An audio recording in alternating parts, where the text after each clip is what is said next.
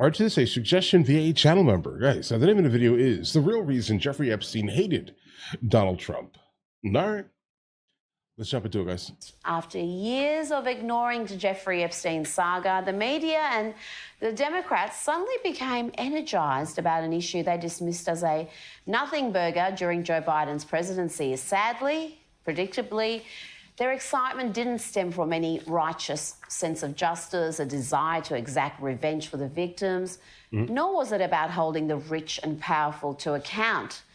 Instead, it was all about, you guessed it, a desperate attempt to connect Epstein's criminality with President Donald Trump. Right. In what may become one of the biggest own goals of the decade, the Democrats have engineered the release of the investigation material on the disgraced financier, aka the Epstein files. President Trump signed legislation on Thursday to allow the Justice Department to release the files on the convicted offender and the first scalp has been Larry Summers, the former Harvard University president and former Treasury Secretary under President Bill Clinton. Yeah. He resigned from the board of OpenAI and stepped back from his teaching duties at Harvard after expressing shame for his association with Epstein. But he was hardly alone in choosing to associate with Epstein, even after it was clear who and what he was. Yeah, guys, but the problem is that he knew that the whole time, though, right? Like, while he was basically in promotion of specifically trying to one-shot Donald Trump for the most part here, guys, right? He stayed in his position. He fully understood that he was involved in some meaningful manner. But then, just like everyone else that is most likely in that list here, guys, right? They're acting like they're not there. Bro, you're there. Okay, you're there. You had some type of, internal coordination specifically with Epstein. You did his bidding. Okay, and I'm sure as more people are going to start being kind of pointed out, let's say, we're going to start seeing people start dropping like flies, and something tells me that the majority of these individuals that are going to be dropping like flies are not going to be coming from the right, guys. From Prince Andrew to Chelsea Handler to Woody Allen to Katie Couric and Michael Wolff, there were plenty willing to break bread with Epstein. Right. You know who's not on that list? President Donald Trump, who had already banished Jeffrey Epstein from Mar-a-Lago even before his 2008 conviction. More scalps will undoubtedly follow, but it's worth noting that not everyone named in the files is accused of any wrongdoing. Last week, the Democrats on the House Oversight Committee indulged in some underhanded mischief to smear President Trump by redacting the name of a known Epstein victim. They almost got away with it too, thanks to the inept Trump-deranged media. The most salacious material released by the Democrats was a 2011 email from Epstein to his long-term girlfriend and accomplice, Ghislaine Maxwell, saying, "I want you to realise that dog that hasn't barked is Trump. Victim," name was redacted, "spent hours at my house with him. He has not once been mentioned. Police chief, etc. I'm 75% there." That saw scandalous headlines around the world about Trump spending hours with an Epstein victim. And for many, that's all they took from that news cycle. But for those who were paying closer attention, it wasn't long before it became clear that the unnamed victim had been previously identified, with officials confirming it was Virginia Giuffre, who died from earlier this year. But here's the problem for the Trump-deranged conspiracy theorists. Giuffre, whose brave stance saw the man previously known as Prince Andrew stripped of his royal, military and honorary titles, Giuffre had said repeatedly that Trump had done nothing wrong. He had not acted inappropriately. She made that clear in statements. She made that clear in her memoir. And most importantly, she made it clear in sworn testimony submitted to a court. And that's why the Democrats redacted her name in the email to make it appear that this was some new scandal. It was a dirty, underhanded tactic that too many in the media fell for initially. What is clear is that Jeffrey Epstein was not only a staunch Democrat, but he was also a prolific donor to the Democratic Party. Epstein's hatred of Donald Trump is also well established after Trump banned his former friend from Mar-a-Lago in 2008, and that occurred months before Epstein pleaded guilty to charges, including with a 14-year-old. Most of us would call that rape. Trump-hating Epstein associate Michael Wolff gave us another insight into why the hated Trump so vehemently. Have a listen to this. At that point, Epstein's legal problems began. The police began to investigate him over allegations that he was, that there were women coming to his house. Epstein believed that it was Trump who first informed the police about what was going on at Epstein's house. And from that point on, they were nothing but bitter enemies. And this is what he's telling you. This is one of the instances of what he's telling you. That yes. Epstein believed that it was Trump who first informed the police about what was going on. Think about that and what we now know. The real story here is Jeffrey Epstein, a convicted, was plotting with the Democrats to get Trump. Epstein was even feeding questions to a House Democrat during a 2019 congressional hearing. Despite Epstein's criminality and ongoing creepy antics, it was welcome in some elite circles and courted by the Democrats, who continued to solicit donations from him. This week, the Democrats sought to muddy the waters again by suggesting that Jeffrey Epstein also backed Republicans, with Congresswoman Jasmine Crockett claiming he'd donated funds to a number of Republicans, including Trump-appointed EPA Administrator Lee Zeldin. Yeah, guys, hold on. I just wanted to kind of get the whole story here for a second here. Listen, guys, if you are very close to someone at one time in your life and you start to realize that they're starting to do a lot of weirdo stuff, guys, all right? Just understand this here. You yourself are, in fact, a public figure. You have a name like Donald Trump. Your name is on buildings, right? Like, the last thing you really want to do, specifically if you have the ability to kind of recognize some of the absolute deviant behavior that's going on here, is keep that person around you. Why? Because they have the ability to absolutely obliterate your image, guys, right? So I will say, though, here, in the 90s and the 80s, bro, every single person wanted to be around Donald Trump, bro. The amount of name drops he got in, like, even rap songs specifically, people who most likely will have no type of dealings with him these days, right? But before, everyone wanted to be with Donald Trump, bro. Like, they referenced him in his money. He was on the Fresh Prince of Bel-Air, bro. He was just there, guys. That was the man. Okay, so it doesn't surprise me that people have, like, random images of them being with Trump specifically at some time in the 80s and the 90s. So specifically when it comes down to Jeffrey Epstein, someone specifically who is rich, who was a part of the billionaire class, okay, just like Trump is and was, right?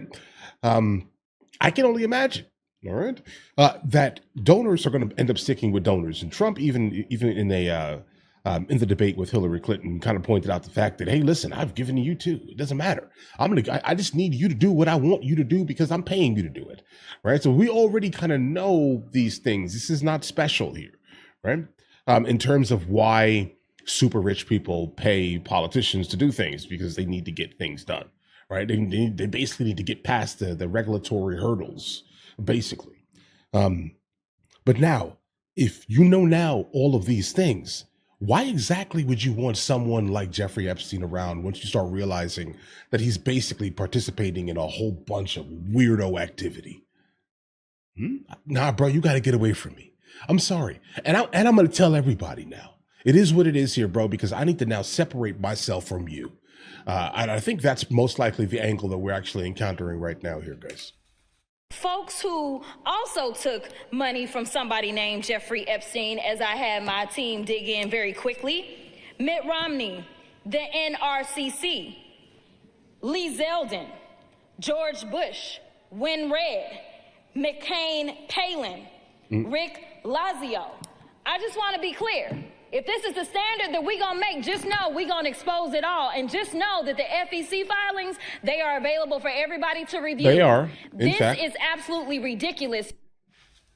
It is absolutely ridiculous, Jasmine, because it turned out the donations that she was mentioning there, including to Lee Zeldin, came from a Jeffrey Epstein who is a physician. No links to the disgraced financier. None. That's even worse. Now, I believe President Donald Trump's failure to release the Epstein files back in July was the first major misstep of his second term, particularly after his Attorney General Pam Bondi had declared in February that the files were sitting on her desk ready to be reviewed. It may be an issue of little importance to the president personally, but many in his base want to see the matter tackled head on.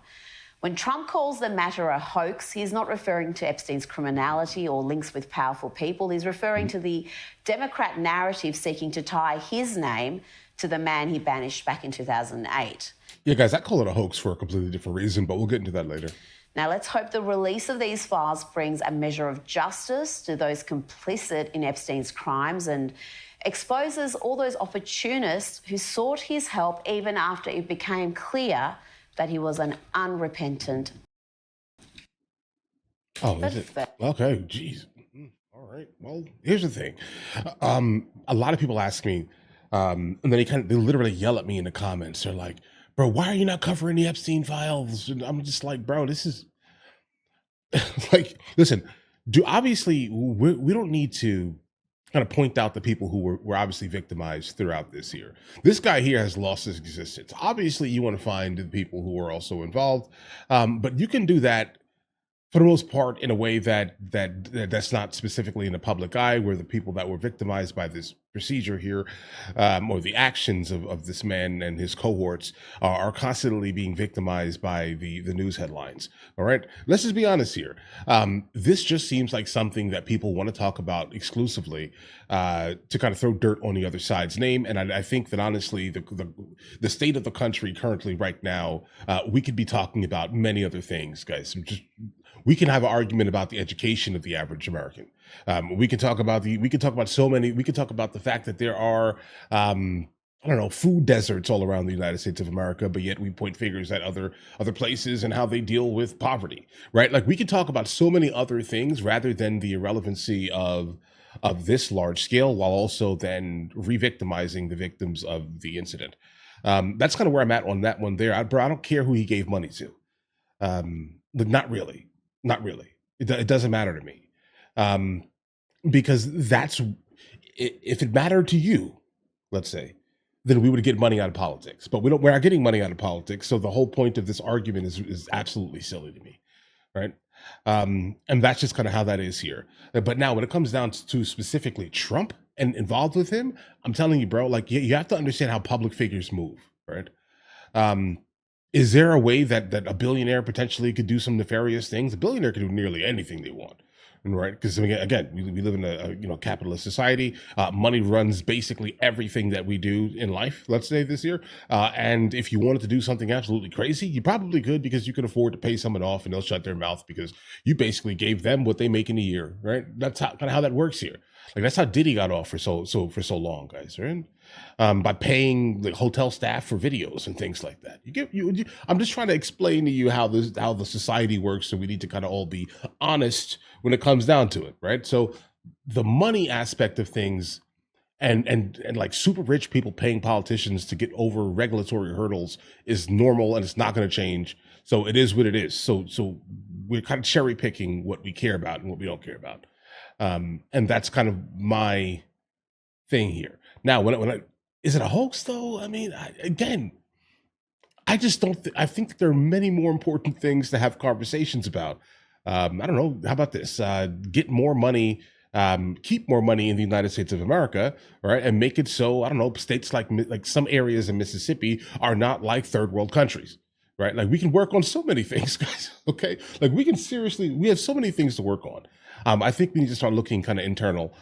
This is kind of why I back the whole concept of like the America First narrative, because I think it's time to start focusing on America, stop printing money, devaluing the U.S. dollar, and getting more money back into the hands of the of American citizens, guys.